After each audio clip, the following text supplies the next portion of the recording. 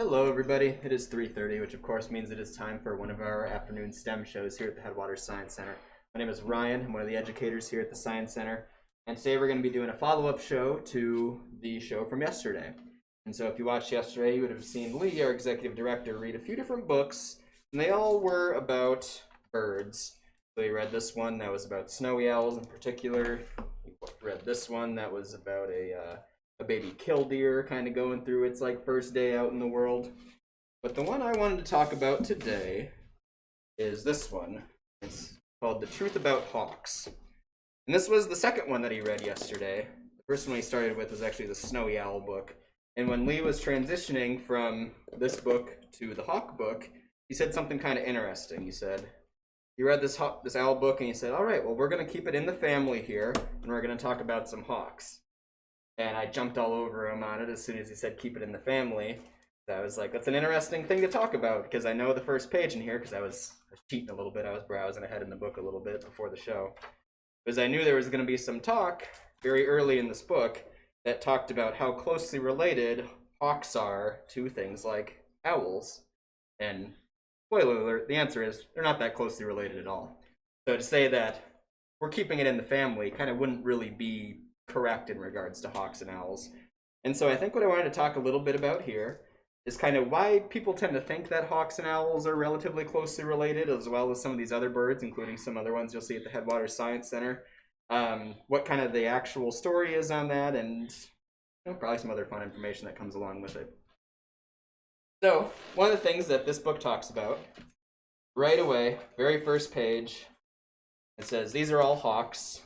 And it shows a picture of a couple different little birds here that kind of look like hawks. Looks like maybe a Cooper's hawk or a rough-legged hawk there. And then, interestingly enough, it actually features a bald eagle. And the bald eagle says, I'm not a hawk, I'm an eagle. And then a golden eagle that is on the phone saying, how come you didn't tell me I was a hawk? And so it's kind of fun because, obviously, we tend to think of hawks and eagles as being, related typically. But we don't really think of them as being, like, the same thing. And so, again, we have two different names for those things, but the reality is they're very closely related together. And if you're actually getting into like how genetically closely related they are, it doesn't really make a whole lot of sense to call certain ones hawks and certain ones eagles. Like basically the thing that is tying eagles together is that they're big. And they are, not necessarily any more closely related to each other than they are to the hawks. It's just like a group of hawks that we call a different thing because they reach a certain size where we decide that that looks different enough to call it a different thing. And so this is an example of how a lot of kind of species classification was happening early on specifically, as they were using what's called morphology, basically. And so morphology is a big word. Maybe I'll even write that.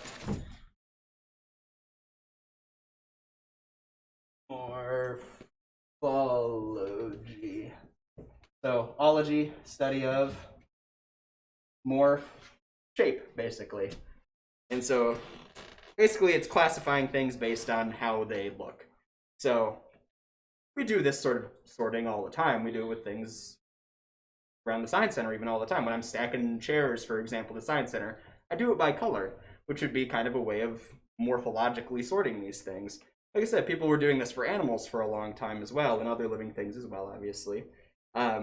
And as we've kind of gotten into more modern methods of being able to kind of know more information about these critters, what we've learned is that, it holds up okay, some of it, but for a lot of the stuff that got sorted just kind of based on how it looks, it ends up being not always as correct as we would like it to be. And so, like I said, the eagle versus hawk thing is a great example of something where, because they look different from one another, we sorted them in a different way. But really, like, as far as how closely related they are to each other genetically, it doesn't really make a whole lot of sense to have them be separate. And then on the second page of the book, it goes through and it lists off all these other types of birds that get called, that are kind of part of the hawk family. And some of them, it still doesn't necessarily doesn't get called hawk in kind of the common name sense. So, for example, there's the swallow-tailed kite. So kites are hawks. As the northern harrier is a hawk. And then it also, interestingly enough, over on the side here, talks about some stuff that people might think of as being pretty closely related to hawks that really aren't that closely related. And so the examples it gives are the New World vultures. So New World meaning the vultures that live in the Americas, because there are old world vultures as well that are actually relatively closely related to hawks. Falcons, which says they're more closely related to parrots, actually, which is interesting. And then owls, which doesn't really have a close relative for, because owls are really weird.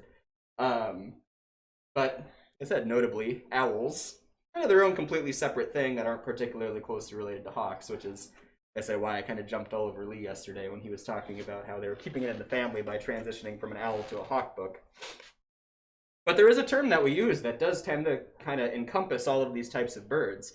You'll hear the term raptor used, or you'll hear the term birds of prey used to kind of encompass all of these things when we're talking hawks, we're talking eagles, we're talking falcons, sometimes you'll vultures put in there, you're talking owls. Like I said, all of these animals that aren't super closely related to one another genetically, but we lump together anyway. And again, why do we do that? Morphology, basically. And it touches on some of that on page 3 of this book, actually, where it talks about some of the features that pretty much all hawks have in common, and you'll see these are all features that pretty much all of these other animals that we, like I said, tend to lump in with hawks have in common as well. So excellent vision. So pretty much raptors across the board have excellent vision. Owls, of course, have very excellent vision, very well known for how good their eyesight is. A hooked beak. Again, you can look right at our owl here and see he has a hooked beak, just like our hawks do. Is useful when you're hunting predators. Strong toes with sharp talons, and you can see the feet on all these guys, but you can see the hawks obviously have their big sharp toes, but so does our owl here. Might be kind of lost in the mix of our grouse that he's holding on to, but big sharp talons with big strong gripping feet to hold on to. Large wings. Owls do have relatively large wings for their body size. And then specialized tail feathers, which I don't know necessarily if owls have super specialized tail feathers. Owl feathers are very interesting kind of in the whole, but I don't know if the tail feathers have anything in particular about them that's notable. But it talks a little bit about how different types of hawks tend to have different types of tail feathers to kind of enable them to be more agile while they're flying. Like I said, a lot of these traits that we talk about as being kind of hawky traits are ones that other animals share, these physical traits.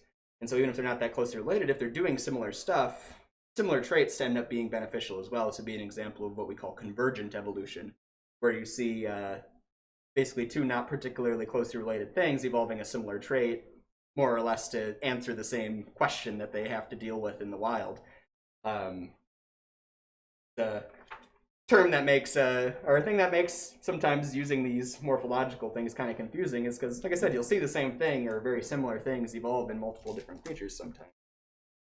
And so, like I said, it's an interesting thing because, like I said, there are a lot of these animals that we call hawks. There's a lot of them that are related to hawks that we don't call hawks. And there's a lot of stuff that we kind of lump in as raptors that are not, necessarily any more closely related to hawks than just like any other kind of land bird is, like owls and hawks, for example. And this is something that is not exclusive to birds. We see this in a lot of other creatures as well. One that I know I've talked about a couple times here at the Science Center is the turtle and tortoise thing too, where it's a distinction that's mostly based off of like behavior for the most part. If it's a thing that tends to live on land, mostly we call it a tortoise. If it tends to spend more time in the water, we call it a turtle, is about the extent of it. The frog toad difference is a very similar one, where that's another one that's very morphologically based, where if they're kind of bumpy and ugly, we call them toads. If they're smooth, we call them frogs. So there's all these kind of common terms that don't necessarily apply directly to what the biological relationship is. It's weird to say not a biological relationship, because morphology is biology, but the genetic similarity is. And just as an example of some creatures that you wouldn't necessarily look at and assume are super closely related, kind of the opposite problem where you might look at a hawk and an owl and assume that they're relatively closely related even when they're not. Sometimes it goes the other way too, where you have stuff that is not very closely, or stuff that is very closely related but doesn't really look all that much like stuff it's related to. And so the example I brought out here is this little toucan here. And so toucans are an interesting bird, very, in geologic time, very recent developing bird, toucans. And toucans are kind of their own little family of different types of toucans, but their closest relatives are actually something that we see pretty often right around here in northern Minnesota. Obviously, we don't have toucans in northern Minnesota. They're Central and South America, I think, exclusively. But their closest relatives are actually woodpeckers. And so I'm not going to go too crazy with this because these mounts are kind of fragile, but I have a... Whoever taxidermied this sharp-shinned hawk here decided to give him a pileated woodpecker as a prey item there. So very close relatives, these two things. And you wouldn't, like I said, you wouldn't necessarily think of that just looking at it. And what is a toucan's? Because if a woodpecker is getting its meal by taking insects out of trees, how does a toucan eat? Toucans, I think, actually have a surprisingly diverse diet. I don't immediately know off the top of my head, but I know they do eat fruit. I know they do eat some nuts. I don't know to what degree they're omnivorous, if they do eat insects and things like that. I assume they do. Pretty much everything does if they can get a hold of it. So it seems like there are a bunch of woodpeckers that gave up woodpecking. Yeah. Obviously, the thing that people associate with toucans is that big beak. And what we've seen is basically that beak morphology can kind of change pretty quickly, evolutionarily speaking. I mean, this is literally the textbook thing when you're first learning about evolution is all those finch beaks that, presumably within a few thousand years develop out on the Galapagos Islands, where you have all these very closely related finches that to fill different food niches basically all develop different shaped beaks. So you have your nut cracking ones versus your little more dexterous tool using ones versus your direct insect grabbing ones that all develop. And so beak morphology seems like something that, like I said, is relatively quick to change over time. So from a morphology perspective, what do you think when you look at that big toucan beak? To me, that looks sort of like a foraging beak, maybe. Yeah, and there's always, so the question was when you look at that beak, what does it immediately look like you maybe use it for?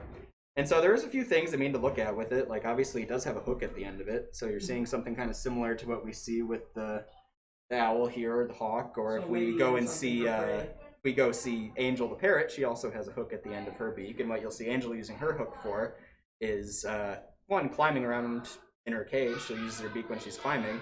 If you sit there and you watch Angel eat, you'll also see she uses the hook part of her beak to kind of scrape the fruit out. So she'll leave the skin behind of the fruit and then kind of eat the meat out of it.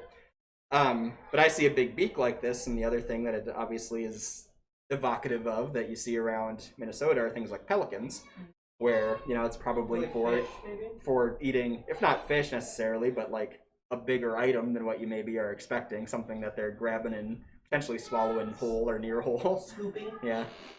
It looks like sort of a scooping beak, maybe. Yeah. And probably won't show up on camera, but the other thing that's really interesting about it morphologically is when you do get in really close to it, the top part of it is not completely smooth on the bottom. It's got like a little serration at the bottom there, which could be useful for, like I said, if you're a fruit eater, a frugivore, as you call fruit eating things, for potentially getting through that peel and things like that. It could be valuable for that. So maybe it goes after more fruit, vegetation type stuff. I said that's typically what I associate them with, is more as frugivores.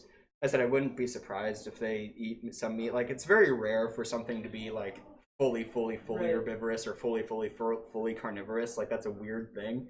Everything, almost everything is omnivorous to some degree. A deer, if you put something meat in front of a deer or in front of a cow or something, they'll just eat it. Yeah. Or, as I said, the example I always use is people think of dogs as being carnivores, but if you feed your dog a banana, it's gonna take it. And so, I said it's very, very rare for stuff to be exclusively, and actually these raptors, these birds of prey, that's another trait that is pretty typical among them, is that they are really genuinely, truly what we call obligate carnivores. They only eat meat and other animal products. So snakes are another great example of something that is an obligate carnivore, but like I said, there's really not that much that really is that. It's a rarity. Cats? Cats will eat some plant matter. But it seems like they won't sustain them in any way, really. No, and they need a diverse diet. Yeah. It is a primarily carnivorous diet, but you will see. Look at the ingredients on your dry cat food. It ain't all meat. Yeah. They can't. It's not just meat that they can eat. They can eat plenty of other stuff too. Like I said, it's true for almost everything. But anyway, we've been gone for 15 minutes or so.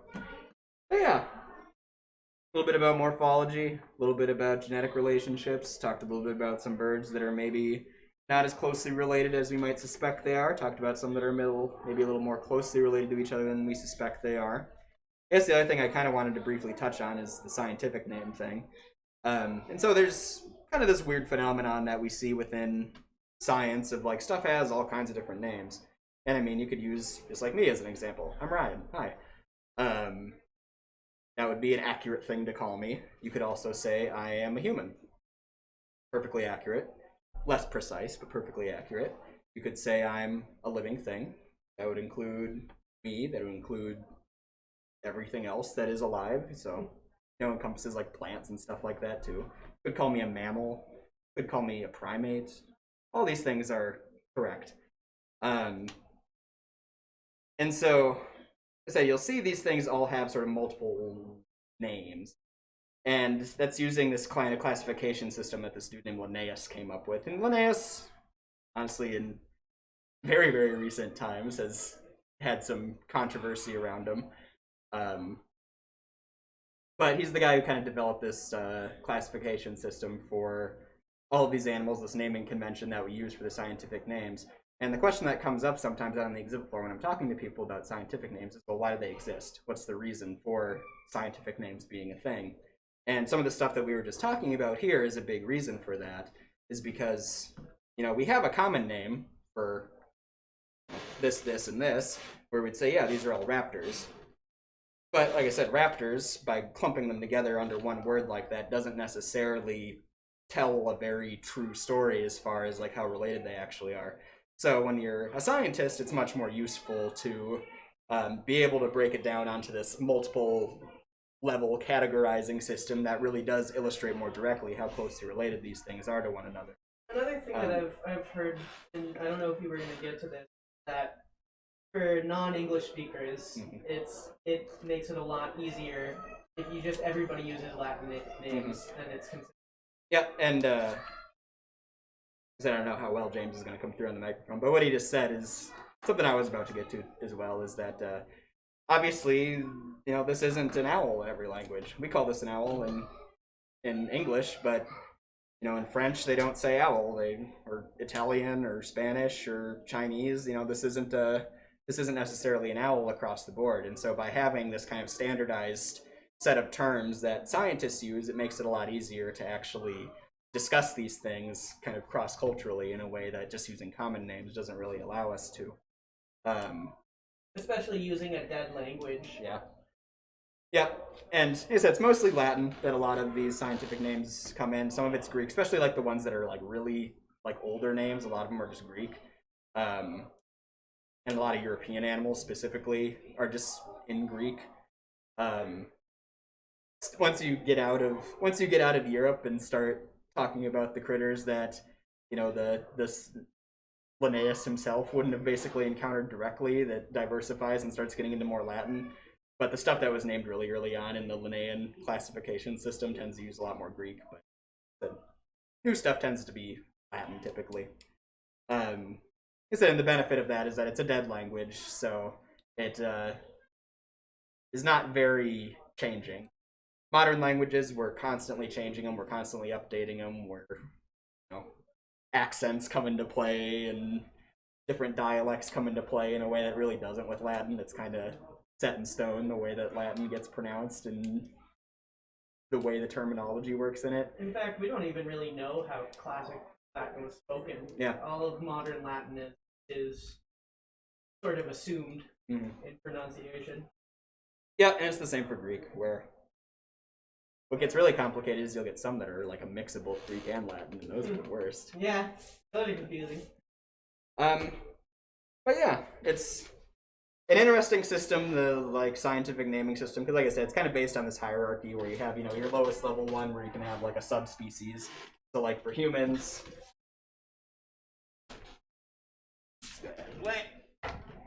our subspecies is sapiens. You've probably heard the term Homo sapiens. Our species, also sapiens, interestingly enough. Your Homo sapiens sapiens.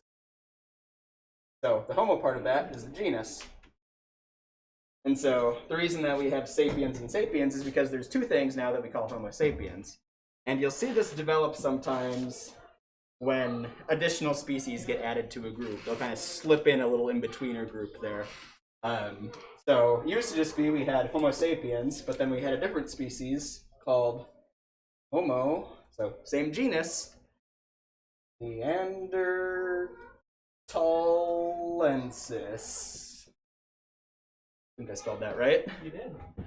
And so they used to consider Homo sapiens, us, and Homo neanderthalensis, Neanderthals, to be two different species. But there's been a lot of evidence that has come out since then that implies that they are two groups that like crossbred with each other pretty readily, which ends it up with scientists basically lumping in Homo neanderthalensis in with Homo sapiens as the same species. But of course, we don't just want to. We want to continue drawing a distinction between them. So instead of having them be two separate species, we now say they're two different subspecies.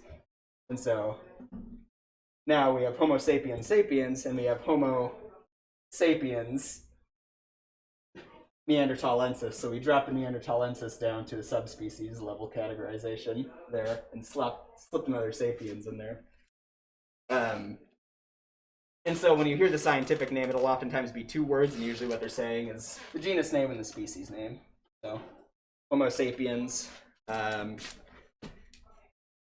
Some other examples that you'll find here at the Science Center. We have Calidros serpantis is the snapping turtle, for example. Bison, American bison, which is another great example of a thing that we've added more species basically into that. Wolves and dogs are another great example of a thing that used to be considered different species, but have now been lumped into a bunch of different subspecies basically.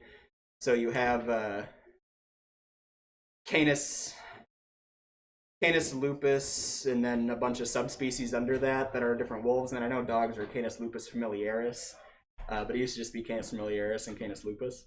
So that's a thing that has changed over time. Like I said, these things do change over time, and like I said, it would be complicated to do something like that if you had to do that across every language with every, for common parlance. So like I said, you use this very specific terminology with this very rigid structure. Lets you shrink down the number of people who are using it, makes changing it when you need to change it easier.